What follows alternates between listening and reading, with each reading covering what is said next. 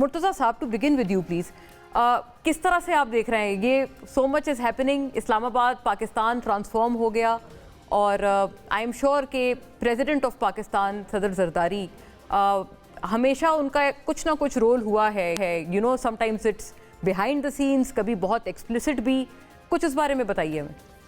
جی, یہ واقعی ایک مبارک دن ہے پاکستان کے لیے. یہ آپ نے بالکل ٹھیک کہا, ایک ریاست کے سربراہ ہونے کے ناطے سے صدر زرداری مکمل طور پر تمام اس عمل کا حصہ ہیں.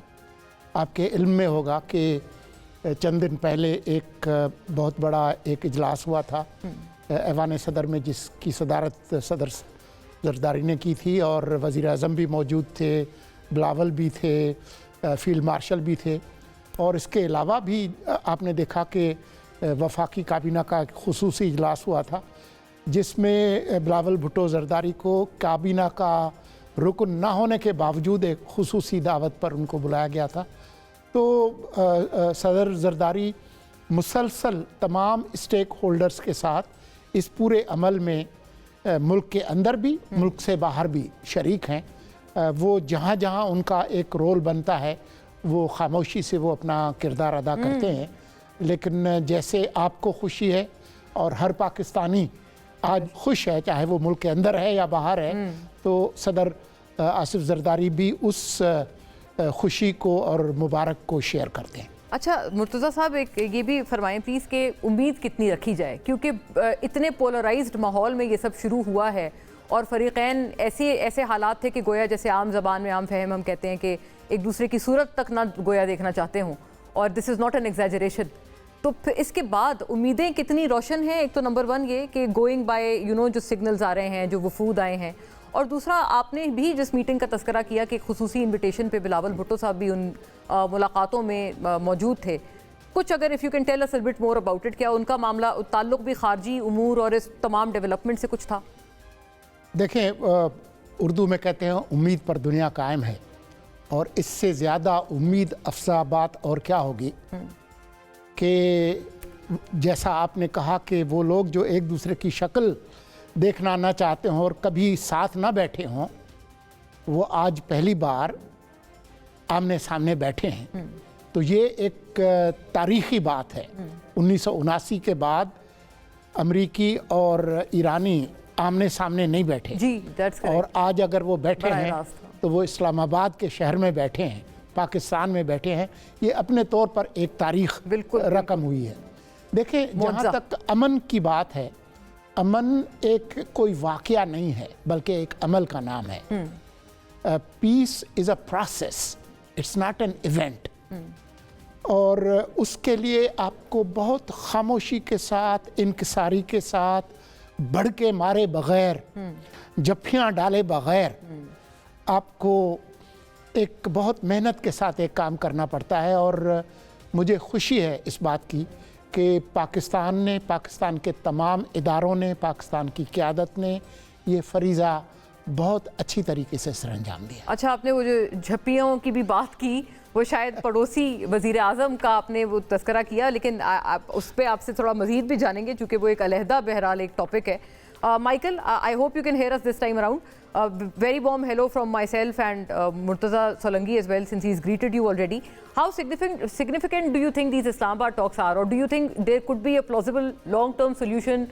You know, of course, we have our apprehensions intact that would it just be a pause in the conflict that we are facing?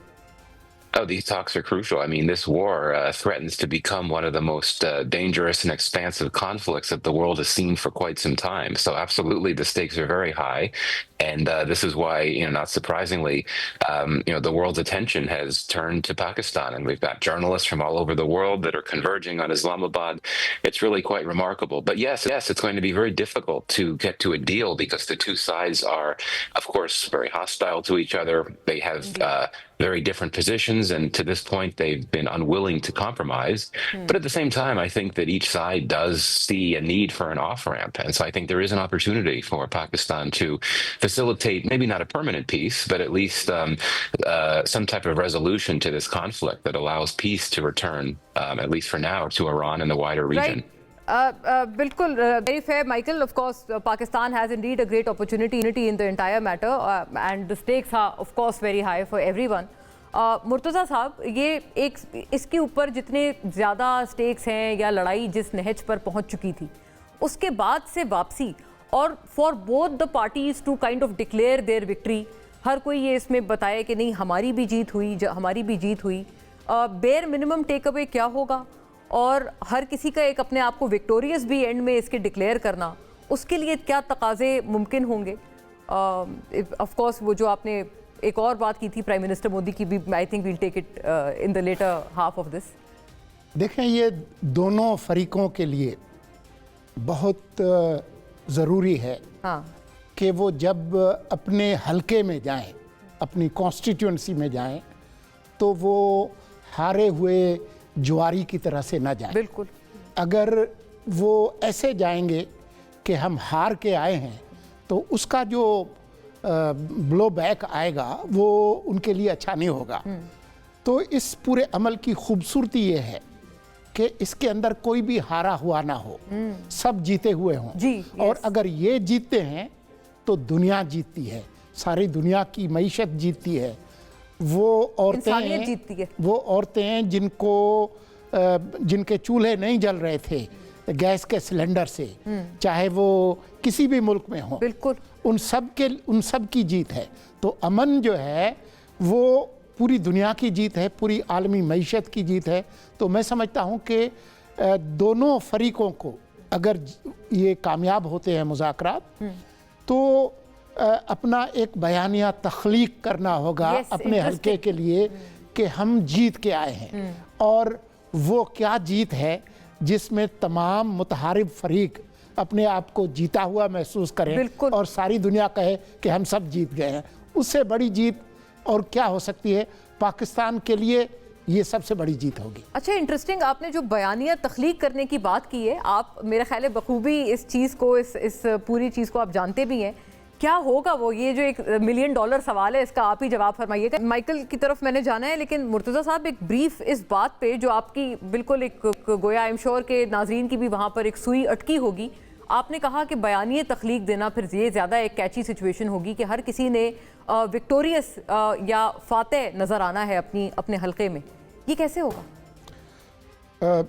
देखें, ट्रंप साहब के बयानात को देख लें तो वो कहते हैं कि जी हमने तमाम चीज़ें हासिल कर लीं, फ़ौजी एतबार से, एटमी हथियारों के हवाले से, और हमने उनको बहुत कमज़ोर कर दिया वगैरह वगैरह वगैरह.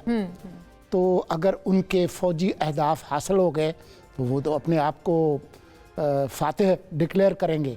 और ऐसे वक्त में कि ख़ुद जो अबना हरमज़ है उसकी जो आमद व रफ्त है, उसके लिए कोई फार्मूला अगर आ जाए तब भी ट्रंप साहब अपने आप को फातेह करार देंगे. कि मैंने खुलवा तो दिया एटलीस्ट. ईरान के नुक्ता नज़र से देखें कि अगर ये जो आधी सदी का जो झगड़ा है वो ख़त्म हो जाता है, उनकी पाबंदियां हट जाती हैं और ईरान जो है वो अपनी तामीर नौ शुरू करे और अपने पड़ोसियों के साथ एक नए तरह का ताल्लुक़ कायम कर ले, तो ईरान के लिए भी उसमें फ़तह ही फ़तह है.